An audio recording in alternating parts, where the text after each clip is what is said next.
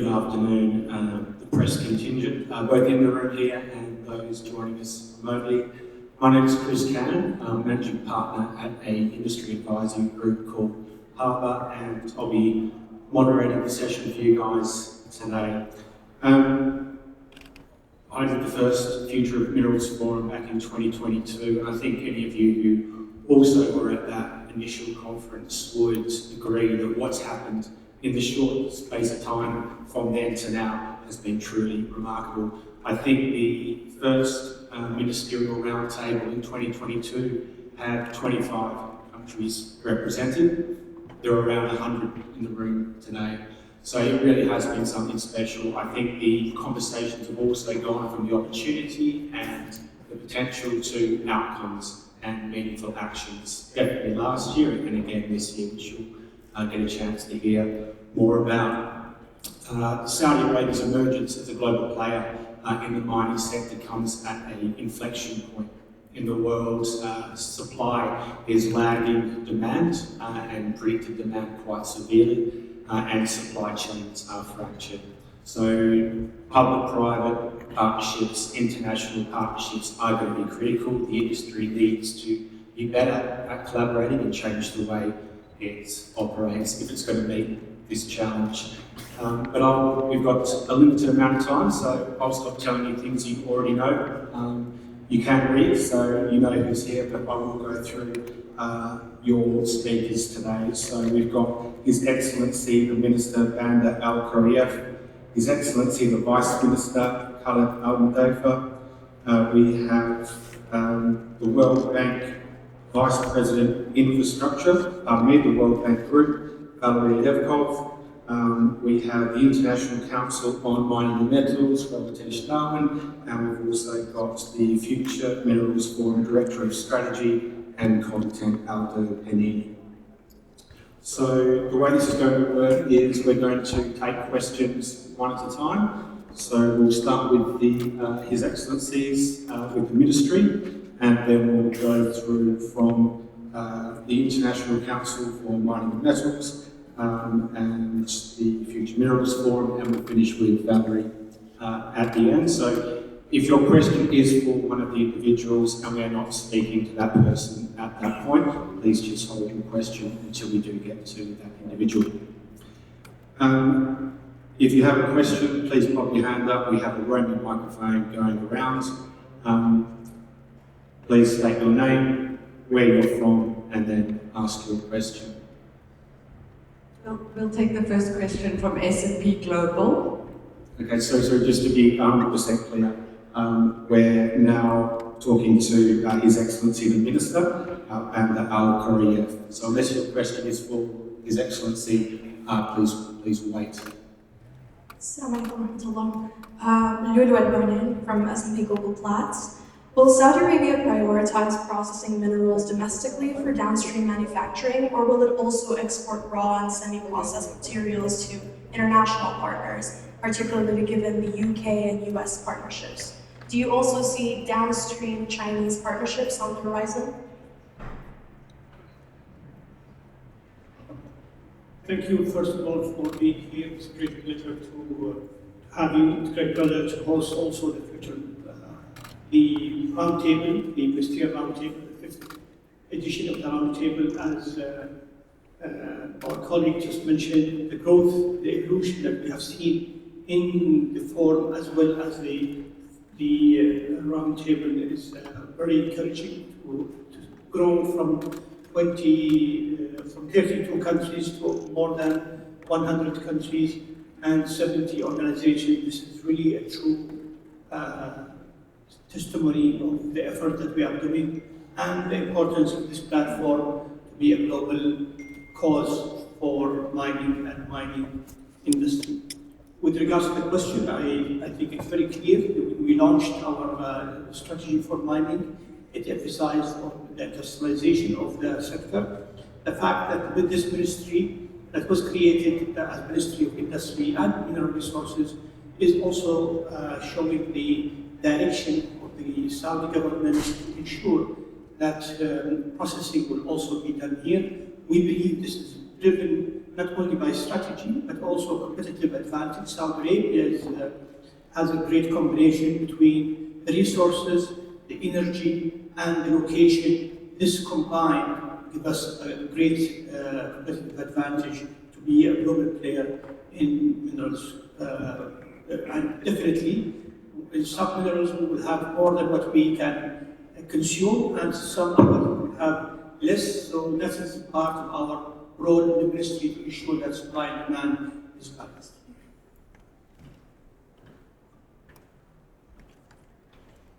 زينب علي صحيفة الشرق الأوسط. ما هي الأدوات التي تعملون عليها خصوصا مع الدول النامية في سد فجوة التمويل في استكشاف المعادن؟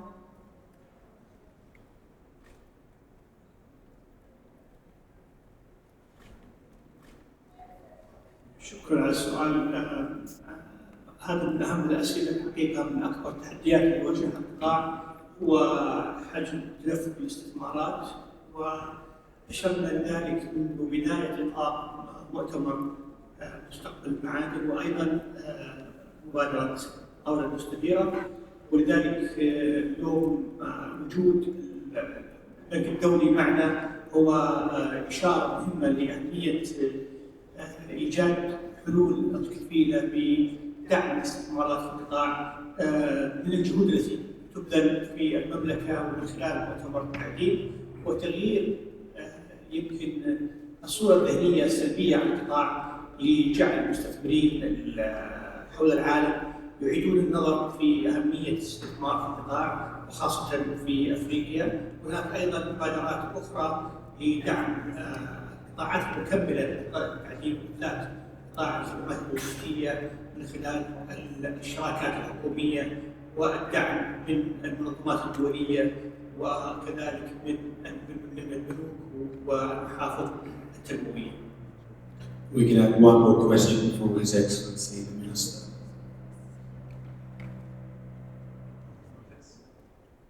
I'm going to take a question from an Australian mining application. Thank you. Hello, Your Excellency. I'm Danielle from mining.com.au. As Saudi grows to become a very key player on the global stage, are there any other nations or mining jurisdictions that you are looking to help inform your strategy of growth, be it a good example or what not to do? Well, I think today we are focusing on our resources and how we can get the most of our resources. We have created a platform in the ministry that was approved by the Council of Ministers only a few weeks back to be responsible for supply and demand balancing, where we will identify shortages of certain materials that will be needed for our industrialization. This then will be used to bridge the gap through different initiatives by the government or state-owned companies. But we see also, what is interesting, we see also a broader interest of private sector to invest in mining, not only in Saudi, but abroad. This will be part of the work that we are doing with this. Okay, we'll take questions for His Excellency the Vice Minister.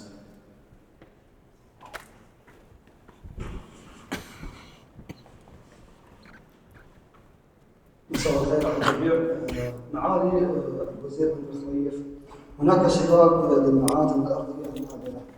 ما الاسباب التي ادت الى اشتعال شقاق المعادن الارضيه النادره عالميا؟ لدي سؤال اخر، كيف يمكن للدول المستورده للمعادن الارضيه النادره ان تقلل اعتمادها على مصدر واحد وتضمن امنها في سلاسل الامداد على المدى الطويل؟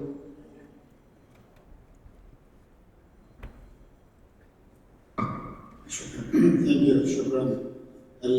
طبعا المعادن الارضيه النادره تدخل في مع انها قيمتها بالنسبه لاجمالي المبيعات في المعادن ككل قليله، الا ان اهميتها الان اصبحت ضروريه ولا يمكن لاي اقتصاد ان يستمر بدونها، كونها تدخل في العديد بكميات صغيره ولكن في استخدامات كبيره من الروبوتكس، الكمبيوترات،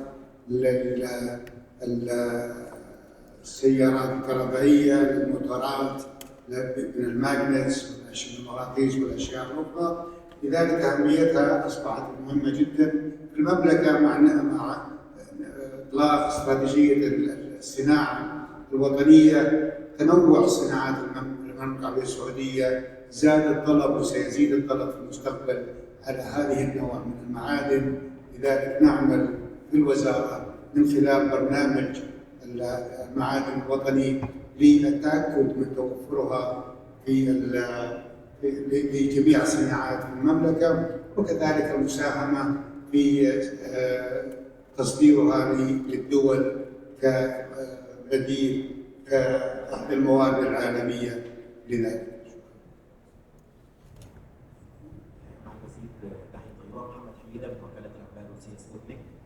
تمتلك الدول الافريقيه العديد من الثروات الكبيره والمعادن، ولكن هناك تحديات مرتبطه بمساله التمويل ومساله التوترات ربما والنزاعات السياسيه والامنيه التي تؤثر على مساله التنميه.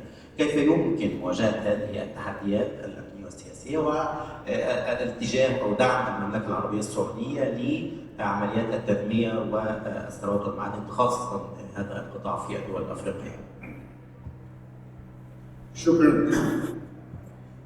طبعا المملكة العربية السعودية مع علاقتها المتميزة مع جميع الدول وخاصة بالدول الأفريقية والشرق الأوسط عملت الكثير من المساهمات من خلال صندوق التنمية السعودي، إلا أن مؤتمر التعليم الذي بدأ من 5 سنوات الآن وبهذا الاجتماع السنوي نعمل على تعاون العالم جميعا والمنظمات الدولية للعمل على مساعدة الجميع لإنتاج معادن أكثر في الدول الحديثة، ولكن خاصة في الدول الأفريقية. وعملنا على 7 ممرات عالمية لتوفير الطاقة وتوفير القطارات والنقل وتوفير المياه وتوزيعها في الممرات الأساسية في الدول الأفريقية، وكذلك العمل على الاستكشاف وتمكين الاستكشاف وزيادة القدرات الإدارية لدي الحكومات وتطوير الموارد البشرية في هذه الدول. Thank you very much, Your Excellency. We're going to move on to the ICMM and questions for Ro. And if anyone has questions directly related to the MRT, the Roundtable today, that would be greatly appreciated.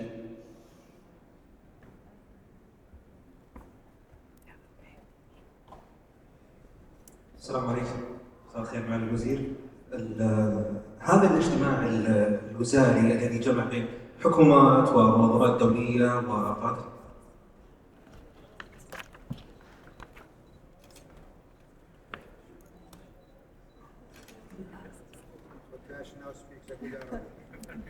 بس تفضل تقدر تسأله بالعربي.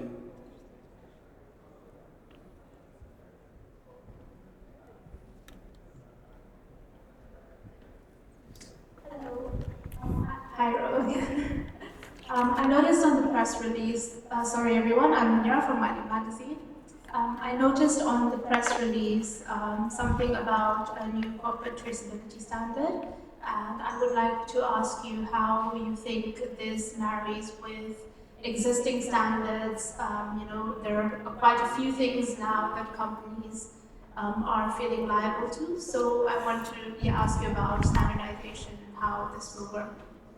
Thank you, Munira. The proposal to create a new traceability standard for copper is still at an early stage. And as part of that, I understand there will be an assessment of where there are gaps in the current standards landscape that may need to be filled through a new traceability mechanism. If there is a significant gap, then I think it can make a significant difference to have a new traceability standard. Or we might find that what already exists can already do the job to give buyers confidence to trace where metals have come from.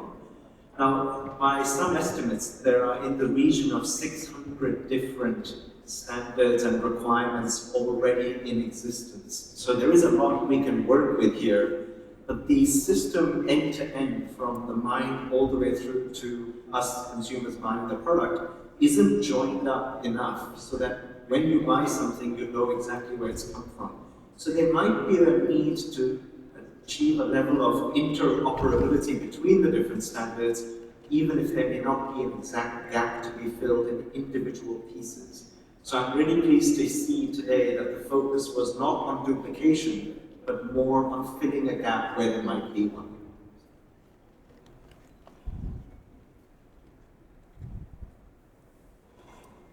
السلام عليكم، مساكم الله بالخير جميعا. سليمان عندزي من اخبار 24.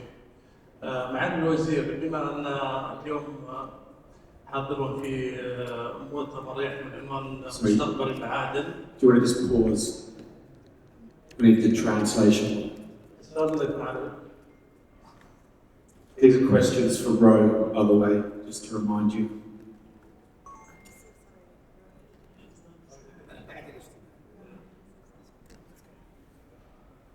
Hello, Charlie Sell here from the Sweat Capital Podcast. Ro, just a quick question. Firstly, thank you for giving us your time. In relation to sustainable development, a key interest of ours is talent and the role that high quality talent coming into these sustainable roles or sustainable development roles. Can you provide some commentary around that flow of that critical resource being the people? It's an excellent question. For the industry to grow, the 3 to 5 times it needs to grow over the next 10 to 20 years, even with automation, the number of people we work with and the kinds of skills we need will also need to grow at a similar pace. Traditionally, over the last 30 or 40 years, the industry has not always been the most attractive to new people entering the workforce. Maybe people prefer to work in Silicon Valley or in banking or AI these days, but we are starting to see a shift in the last few years as the realization has occurred that this industry is at the cutting edge of a lot of the future priorities for the world. So I'm really encouraged that we're at the early stages of a new wave of interest in the mining industry. Universities that had mining degrees that then shut them are now reopening them, like the Camborne School of Mines in the UK. New universities are coming up, like here in the Kingdom, that will specialize in mining degrees. And the image of the industry to young people is changing. I must here applaud the efforts of the Kingdom of Saudi Arabia and Ma'aden in particular, because their relationship with major cultural forces like football, golf and Formula One, which is where young people are already attracted to, means that people are starting to see the connection to mining in a way that they hadn't before. And as ICMM last year, we did a collaboration with a professional Minecraft video game player. And I didn't know there were professional video game players, but there are, where we had one of them come down a mine with us while the industry had arranged the world's deepest marathon ever run, 4,000 feet below the surface of the earth in Gothenburg in Sweden. That meant that young people who are attracted to Minecraft were watching the industry in a totally different way, not through necessarily the interest in mining, but through their interest in Minecraft or running. And these are the kinds of creative ideas that we will need more of in the future to attract young people to come and work for the industry. We're unfortunately getting really tight on time, so we're going to skip straight to the World Bank Group and Valerie. So I think Valerie has time for one question, so who would like to ask that? Hi, Valerie, it's Clara from Reuters. What are the key milestones or deliverables of your critical minerals strategy? If you can tell me, I don't know, 3 things by 2030, otherwise it's all a bit hypothetical. And how does the World Bank ensure that investment in critical minerals contributes to poverty reduction and equitable growth, not just destruction? Thank you. Thank you for your question. So, regarding our strategy, first, the good news is that For the last decade, we didn't have. We presented a strategy to the board, which has been endorsed. Within this strategy, we presented a very ambitious growth path, where the World Bank Group support to metals and minerals is expected to grow by 5 times in the 5 next years. So that's the first answer. There is a growth path, multiplying by 5 what we did in the past. In the 5 coming years will really bring a lot of new projects on the ground. Our mandate is clear. Help developing countries which are critical mineral rich to get more value from their endowments. Local processing, local manufacturing, local refinery, to create jobs, better jobs, skilled jobs, including in the country, and support growth. That will be done through three pillars. The strategy has 3 pillars. The first one is policy and governance. We spoke a lot about policy and governance today. So we will support the governments to strengthen institutions, state agencies, to improve transparency, to create predictable rules that enable long-term investment. Second, we will support enabling infrastructure. That's something we have been also discussing a lot today. One of the lack of the industry is a lack of infrastructures, whether it is power, transport, water, digital systems that make value addition possible in the countries. So we are committed to invest massively on this infrastructure connected to mining. Third pillar, mobilizing responsible private capital. And that was something that Minister very important. It's not with the public money and with the public funding of the World Bank alone that we will finance the massive needs. I said $500 billion will be needed, okay? So we need to mobilize private capital. The World Bank Group will be, with the conveying force we can do, being the anchor of this mobilization. That's our commitment. For all of that, the objective is clear. Helping countries to move beyond raw material exports to local value chain, to capture greater economic value for the local communities. So it has been said already, it's beyond GDP. How can you benefit to local population? And what we can do with the government is also to establish transparency and framework on the flow of money, which is generated as his activity. And as it has been said by the Minister, we value a lot our partnership with the Future Mineral Forum and with Saudi Arabia, because it's all about partnerships. The World Bank alone cannot achieve the target. The government alone cannot achieve the target. The private sector alone cannot achieve the target. That's why this kind of event add value. And this morning we address a very important topic, and the bank within its strategy fits to support solving these challenges that we have been working at this morning. It's a fantastic note to end on. I think we are out of time, unfortunately. Thank you very much to our esteemed panel, and thank you to the press for making the time and for some great questions. If you could just wait for the speakers to leave and then make your way out, that would be appreciated. Thank you very much.